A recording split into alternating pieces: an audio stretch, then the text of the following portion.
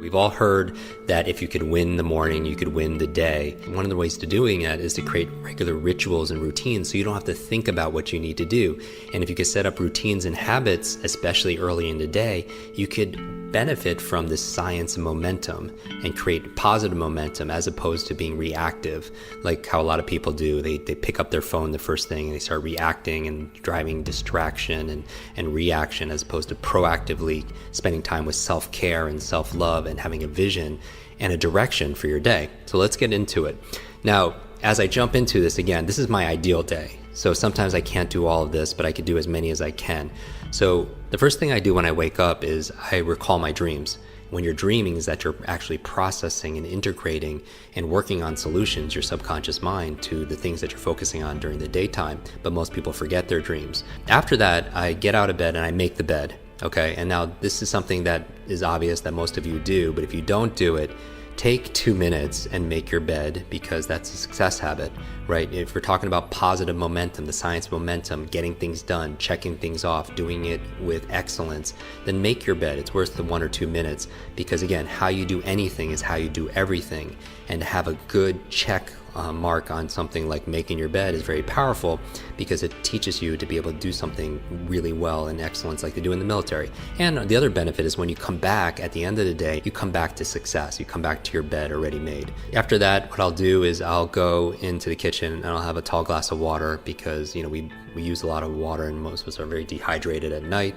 I'll take my supplements there. I take my probiotics, which is the big one, because your gut is your second brain. We talk about quick brain, being your brain in your head, but you also have incredible amount of nerve cells in your gut. And so I want to make sure that's being fed and healthy, so I take my probiotics. Then what I do is I do my breathing, right? I'm thinking about the things I'm focusing on here. I'm thinking about excellence. I'm thinking about hydration. I'm thinking about oxygen. Whatever your breathing technique is, I focus on breathing. So whether it's box breathing or alpha breathing, whether it's Wim Hof's method, I do a breathing technique because I want to fully oxygenate my body and my brain, which is obviously part of my body also as well. And maybe we could do another episode dedicated towards that. I do my meditation in the morning and also later in the afternoon or evening, sometimes before I go to bed, but I always do an early morning meditation. I do it for about 20 minutes. Mindfulness is so important, so I want to have a clear mind as I enter the day, and so meditation puts me in that space. 15, 20 minutes. Some of you use Headspace app, some of you use the Muse device, use some kind of technology. I meditate then. From there, I do 1 or 2 minutes of just movement. And this could be different. It could be calisthenics, it could be burpees, but I just want to get into my body after I meditate. And so I move my body pretty intensely for a couple minutes. And if I'm in a hotel room, maybe I'm just doing jumping jacks, but I'm doing crunches for 2 minutes straight. I'm just waking my body. That is not my exercise for the day. It's just for me to get my heart rate beating and getting some movement in my body. From there, I take a shower, and it's cold shower. And I do believe in cold therapy. It works for me. It helps me to reset my nervous system. Ice baths are very powerful because it helps. Like if you hit your knee, you put ice on it to reduce swelling and inflammation. Cold therapy is a very powerful way of resetting your nervous system and reducing inflammation. So I take a cold shower. When I get out, I go through my normal routine, right, of shaving and brush my teeth, all that good stuff.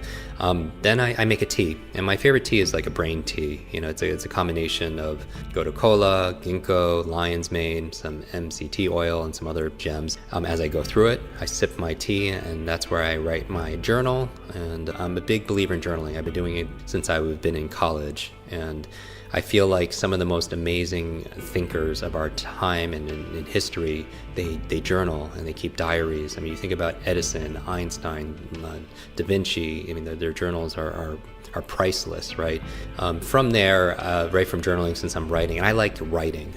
There's a lot of studies saying that handwriting is better than actually typing. Then, since I'm writing already, I'm going to my to-do list. And we all have most of us have an ongoing to-do list of things that we need to get done. For me, the big thing is I just want to be able to accomplish, as a total win, 3 things for work and 3 things personally. And they don't have to be all epic big things, but I just feel like that if I could get 3 of my work goals done on my to-do list and 3 of my personal things to do, then it's been a great day. And it's kind of like my friend Clay Hebert talks about a champagne moment. It's like your champagne moment when you're looking back at the end of the day saying, yes, today was a great day. Today I crushed it. Today I won. And in addition to my to-do list, I also have a to feel list, because I feel like a lot of who we are is our states and emotions, and I think I don't want it to be just where I happen to feel a certain way by accident. It's by its design.